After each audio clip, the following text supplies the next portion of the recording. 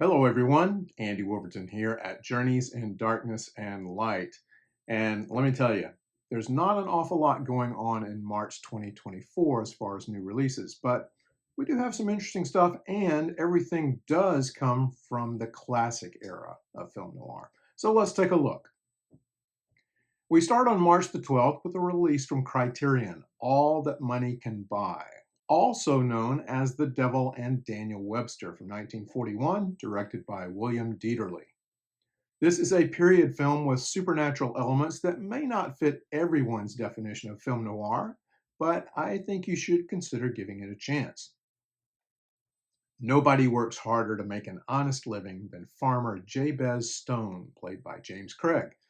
But things haven't been going so well. So Jabez strikes up a bargain with, you guessed it, Mr. Scratch, or the devil himself, played by Walter Houston. When the contract is up, Jabez turns to the only man who can save him, orator and politician Daniel Webster, played by Edward Arnold. Bernard Herrmann won an Oscar for Best Musical Score for this picture, and it's terrific. The film is struck from a new 4K restoration and includes an audio commentary by film historian Bruce Eder and Stephen C. Smith, biographer of Bernard Herrmann. Also includes observations on film art, an episode from the Criterion channel devoted to this film, and much more. I will link to all the extras in the show notes. If you're on the fence about this one, you can check it out on the Criterion channel or you can find it on YouTube. On March 26th, Warner Archive brings us They Drive By Night from 1940, directed by Raoul Walsh. Brothers Joe and Paul Fabrini, played by George Raft and Humphrey Bogart, want to own their own independent truck driving business, but they can't seem to get out from under the control of the big trucking companies or the loan sharks. The two brothers seem to be headed on the right track until a fateful accident forces them to choose different paths with devastating results. People tend to focus on the Raft Bogart aspect of the film. Hilarious that these guys were cast as brothers. But the movie also contains great performances from Ann Sheridan, Ida Lupino, Alan Hale, and more.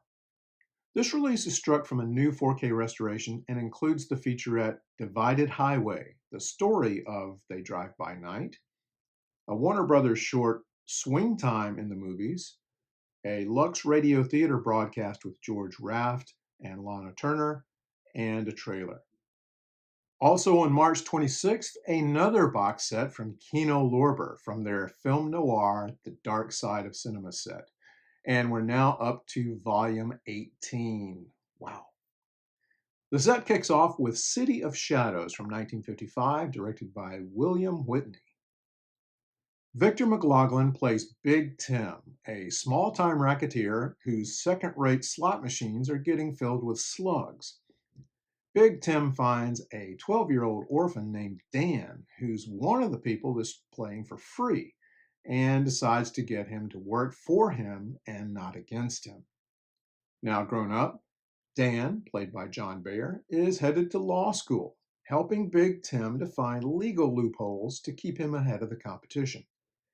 But Dan has eyes for a woman whose father is a retired judge, and that's just the beginning of an elaborate but enjoyable plot. This one also includes a new audio commentary by film historian screenwriter Gary Girani. Next, Crash Out, also from 1955, directed by Lewis R. Foster.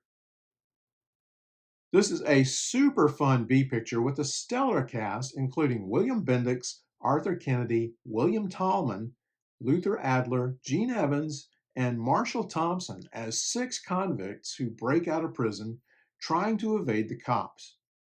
As you might imagine, the film is loaded with testosterone, but the best scenes involve how the men handle the presence of 2 women, played by Beverly Michaels and Gloria Talbot. Plus, there's a new audio commentary by author film historian Alan K. Rohde.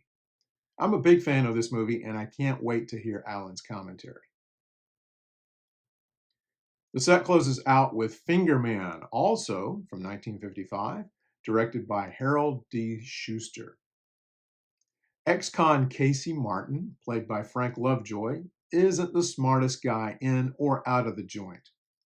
When he gets busted for trying to hijack a truck, the feds give him a choice: face prison for his third strike, or infiltrate a drug ring led by Dutch Decker, played by Forrest Tucker, and report to the feds. But as Martin discovers, it's not that easy. The film also features Timothy Carey doing what he always did best. If you're familiar with his work, you know what I mean.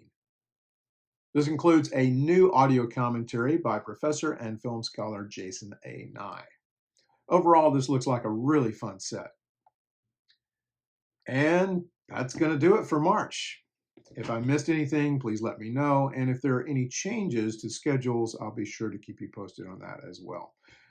Don't forget that the Noir City Film Noir Festival is going strong, stopping next in Hollywood at the Egyptian Theater, March 22nd through 31st.